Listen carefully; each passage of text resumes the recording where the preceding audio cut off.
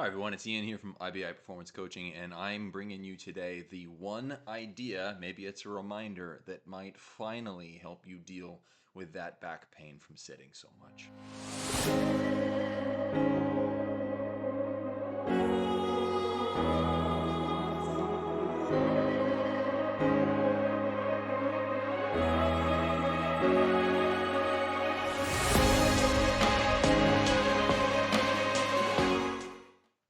All right, so here's just a little bit of background. I teach at university, and that means that I have long breaks every once in a while. And during those long breaks, it's a lot of research, it's a lot of writing, that kind of stuff. And so during those times, I'm sitting a lot more. You know, when I'm teaching class, I'm up, I'm walking around, I'm going up and down stairs, doing a lot of squatting down to talk to students. There's more movement, there's less sitting, essentially, right? So I just had one of those breaks, a lot of sitting, a lot of writing. And about halfway through it, about a month in or so, my back started just hurting. Waking up and it was hurting, moving, it was hurting, really struggling to do a lot of exercises that I previously could do. And I thought it was because I just did a really intense workout one day, a lower body workout, a lot of Romanian deadlifts, and then followed by leg press to failure, to like I was like stumbling failure, like baby deer legs sort of failure there. Okay. And after that, it sort of started hurting. And so I attributed it to that. So I laid off that stuff. I did a lot of single leg focused exercises for my lower body, seeing if I could just give it some time. Single leg exercises, in case you're not aware, really don't put as much stress on your lower back. And even if you are lifting weights, if you're doing single leg deadlifts, that kind of stuff, you're using much less weight. And that's just going to lower the proclivity for injury, right? Or re-injury or aggravation, that kind of stuff. And so it was feeling a little bit better thanks to this laying off of it, but it really wasn't getting better, right? So I also tried just about everything you can imagine. Okay, I started doing yoga and more mobility stuff, stretching out my hip flexors. I was doing cat cows. I was doing bird dogs. All of the stuff that people tell you to do to fix low back pain, because your low back is weak. You got to strengthen up your lower back. Doing things like Jefferson curls, which add that decompression element, and I'm a huge fan of Jefferson curls. So the fact that I'm not recommending them, I am recommending them, but they're not the main focus of this video, does not mean that I don't think that they're fantastic. They've done so much to help me, okay? So I ran through the gamut of stuff targeting my lower back. And then, by pure happenstance, I did something different, something that wasn't at all targeting my lower back. And the next day, my back felt infinitely better. And since then, I've done it pretty much more every day. And, my back just keeps feeling more and more resilient. I don't have the pain in the morning anymore. So, what was it? It wasn't something for my lower back. No, it was for my abs. I trained my abs. I did toes to the bar or leg lifts, whatever you want to call them, but hanging from a bar and lifting my legs up in front of me. When I was doing landscaping, when I was back in college, I remember one of the laborers who used to wear a back brace all the time. Real strong guy, but he had a back brace on all the time. And another guy that I worked with, another college age kid who had no life experience compared to this guy who'd been doing, who'd been a blue collar worker for 30 years at that point, said something to him to the effect of, I heard that 80% of low back pain comes from having a weak core. And what he meant by that was weak abs. And it was like, this dude is so much stronger than you at the time. This dude is so much stronger than you. There's no way he has a weak abs. But for whatever reason, that stuck with me. And, the guy wasn't all too happy about being called out about his weak abs being the cause of his back pain. And 80% is probably an entirely made up number. I don't know where that came from. Okay, but for whatever reason, this stuck with me. But it's also one of those things that you forget and you have to be reminded of. I have lots of these things, and right now I'm forgetting 7 or 8 of them, and I'll be reminded of them 2 years from now, and I'll be like, oh God, I knew that thing. Why do I keep forgetting that it's so important? It's really true, though. It's really true, though. Especially if whatever back pain you're dealing with is coming from sitting a lot. So much of this issue, I think, for so many people is that their abs are weak. Their abs are weak, right? Because they're in such a relaxed position all the time. And so this explains why all of the work I was doing for my low back, whether it was decompressing it or strengthening it or stretching it, or all of these things that I was focused on my lower back, did not solve the problem. In a lot of ways, I was probably adding more tension to the wrong part of the system. My lower back already had enough tension in it. The problem was that it was imbalanced with my abdominals.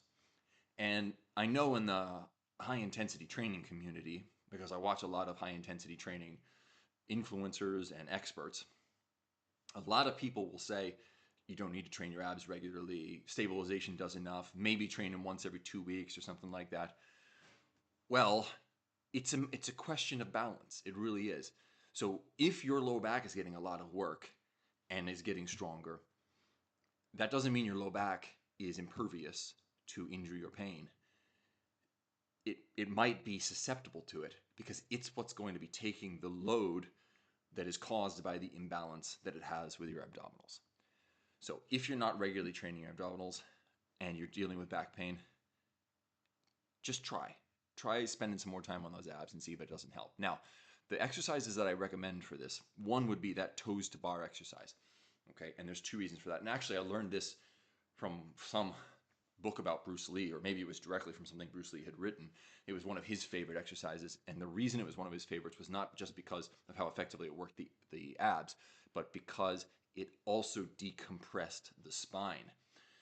So if you think about it, when you're raising your legs up, what is that doing? It's forcing your spine to lengthen. And especially if you do leg raises or toes to bar where you don't allow your head to shift back, where you keep it aligned and you're only allowing your abdominals and down to move. If you allow your head to shift back, then there's sort of a rocking motion. Your head is taking up some of the slack and keeping your lower back from experiencing that much decompression. But if you keep that head stable, and you can do this whether you're hanging from a bar. If you lack the grip strength, though, you can also do it where you have your arms on those pads on the ab machine things. You put your arms on the forearms on the pads, and then you can do it there. Maybe not exactly as effective because there's less of the hanging, but it's still very effective. So give that a try. That would be my first recommendation. The second recommendation would be ab rollers. Okay, and this is essentially putting you in that cow position. No, cat cat position. You can tell I do a lot of yoga. That cat position from yoga, where your back is arched upwards, right, where you're flexed, right, where you're flexed. And then you're extending out and you're forcing stabilization on the abs, and then you're curling everything back in. Okay, when you do this, so just make sure that you are not moving from the shoulders, that your shoulder joint is staying more or less stable, and you're moving from the hips, right? So at the bottom position, your knees and hips should be basically, your knees, hips, and shoulders should be basically in one line, and then when you get up to the top, you should be in that cat position. You want to try to keep your glutes flexed the entire time you do this to really get the effect, and both of these have seriously helped so much. Okay, so the larger message here, the concept that I want you to keep in mind is that the human body is a complex system, and it doesn't even need to be a complex system. It's a system, and one of the definitions of a system is the interdependency of the elements. And one of the features of any system is that typically where the problem arises is not where the problem is most effectively treated. So if you're having pain in your lower back, attacking the low back will probably make it worse, right? As in my case, it just added more tension to the lower back, and that resulted in this and this and this and this, which just exacerbated the imbalance that was causing the pain to begin with, and so I was creating this reinforcing loop.